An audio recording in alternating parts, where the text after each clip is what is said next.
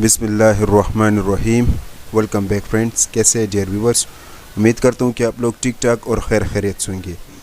Dear viewers, आज का जो हमारा टॉपिक है वो है nasal swab for culture and sensitivity test.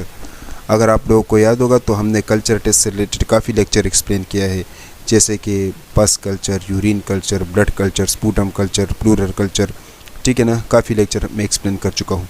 अगर आपने कल्चर से रिलेटेड मेरे तमाम तर वीडियो देखने हैं तो मेरे यूट्यूब चैनल पर कल्चर टेस्ट से रिलेटेड एक प्लेलिस्ट होगा, तो उसमें आपको तमाम तर कल्चर से रिलेटेड वीडियोस मिल जाएंगे, ठीक है।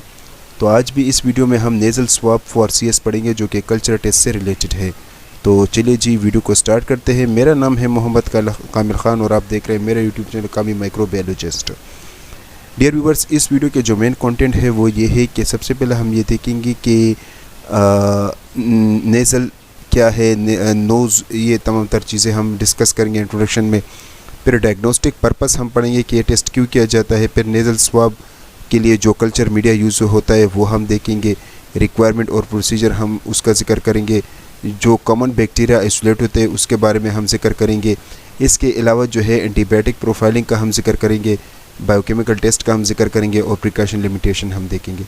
सबसे पहले हम जिक्र करते हैं इंट्रोडक्शन। तो नेज़ल कैविटी मतलब नोज़ से रिलेटेड है, ठीक है।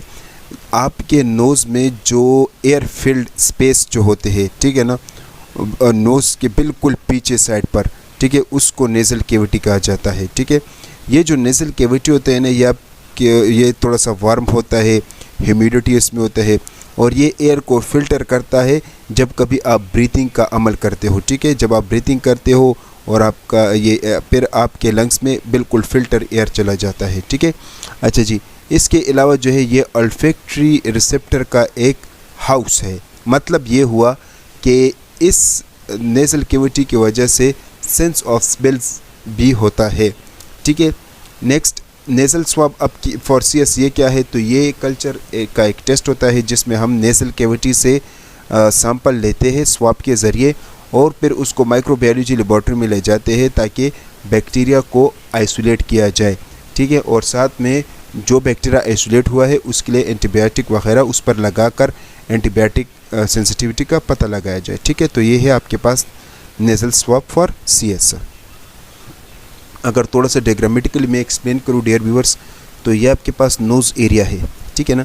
ये जो आपके पास एरिया होता है ना, this is called nasal cavity, ठीक है। यहाँ से जब सैंपल कलेक्ट किया जाता है, जब इन्फेक्शन हो तो उसको हम कहते हैं nasal swab for CS, microbiology या कल्चर टेस्ट के लिए, ठीक है।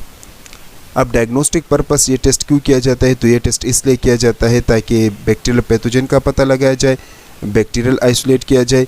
ये टेस्ट इसलिए भी किया जाता है ताकि एंटीबायोटिक सेंसिटिविटी का पता चल जाए। इसलिए भी किया जाता है ताकि एंटीबायोटिक्स, जो इफ़ेक्टिव एंटीबायोटिक्स है वो लगाया जाए और पता लगाया जाए कि कौन सा एंटीबायोटिक इसके लिए इफ़ेक्टिव है। और साथ में ये टेस्ट इसलिए भी किया जाता है ताकि ट्रीटमेंट का पता चल जाए, जो ट्रीटमेंट प्रोवाइड किया जाता है। अब जिक्र करते हैं आइसोलेटेड बैक्टीरिया। तो इस टेस्ट के दौरान हमारे पास स्टेफ ऑरियस 30 से 40% आइसोलेट होता है। वो इसलिए क्योंकि स्टेफ ऑरियस आपके पास स्किन नॉर्मल फ्लोरा है और वो इन्फेक्शन कॉज करता है नोज़ में या नेज़ल कैविटी में।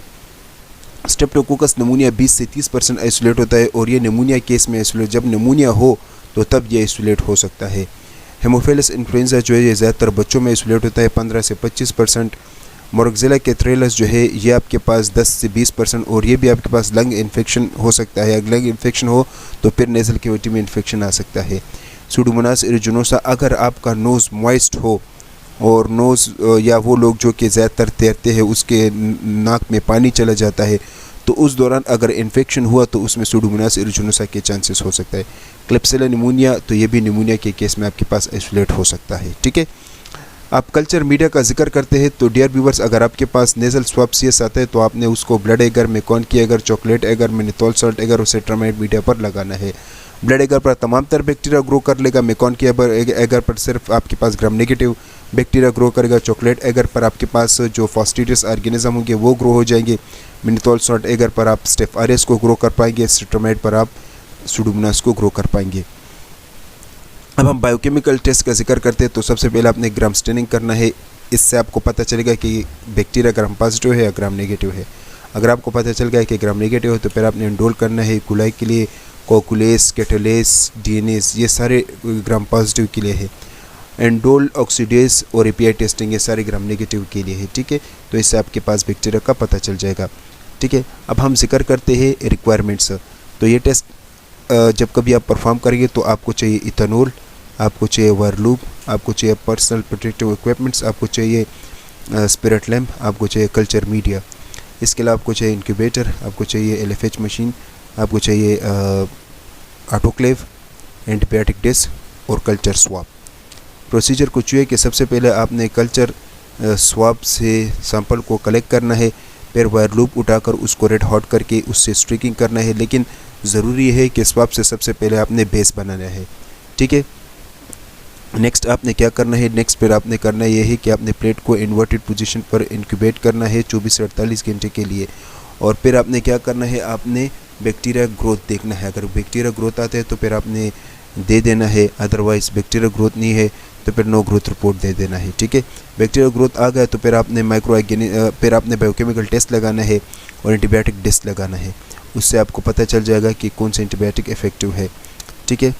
अब हम जिक्र करते हैं एंटीबायोटिक प्रोफाइलिंग की। तो अगर क्लेप्सिला आता है तो ये एंटीबायोटिक आपने यूज़ करने हैं, जिसके आप देख सकते हैं। अगर स्टेफ आरियस आता है तो फिर आपने ये वाले एंटीबायोटिक्स यूज़ करना है। स्ट्रेप्टोकोकस नमूनिया आता है तो आपने ये वाले एंटीबायोटिक्स लगाने हैं। हेमोफिलस इन्फ्लुएंजा के लिए ये एंटीबायोटिक डिस्क है, सुडोमोनास एरुजिनेसा के लिए ये एंटीबायोटिक डिस्क है, जबकि मोरक्जिला कैथ्रेलिस के लिए ये एंटीबायोटिक डिस्क है, ठीक है। प्रिकॉशन कुछ यूँ है कि सबसे पहले आपने क्या करना है, आपने सैंपल को कलेक्ट करना है मॉर्निंग टाइम पर। नेक्स्ट आपने स्टरलाइज स्वाब का इस्तेमाल करना है। नेक्स्ट आपने जब कभी स्ट्रीकिंग करना है तो कोशिश करें कि जो वर्किंग एरिया है वो आपने इथेनॉल से साफ़ करना है। नेक्स्ट आपने सैंपल को 2 या 1 घंटे के अंदर अंदर स्ट्रीक करना है, अदरवाइज़ रेफ्रिजरेटर में इसको स्टोर कर लें। नेक्स्ट आपने ये करना है कि सैंपल को लेबल करना ज़रूरी होता है। इसके अलावा क्वालिटी कंट्रोल लगाना भी ज़रूरी होता है। कल्चर मीडिया का पता चलता है कि वो ठीक है या नहीं। ग्राम स्टेनिंग बायोकेमिकल टेस्ट आपने करने हैं। और जब कभी एंटीबायोटिक रिज़ल्ट आ जाए तो फिर आपने उसको CLSI गाइडलाइन के मुताबिक मुय्यर करना है। इसके अलावा आपने पेशेंट को गाइड करना है कि वो 1 हफ़्ता पहले किसी किस्म का भी एंटीबायोटिक ना ले, ताकि कल्चर का रिज़ल्ट सही तरीके से आ जाए।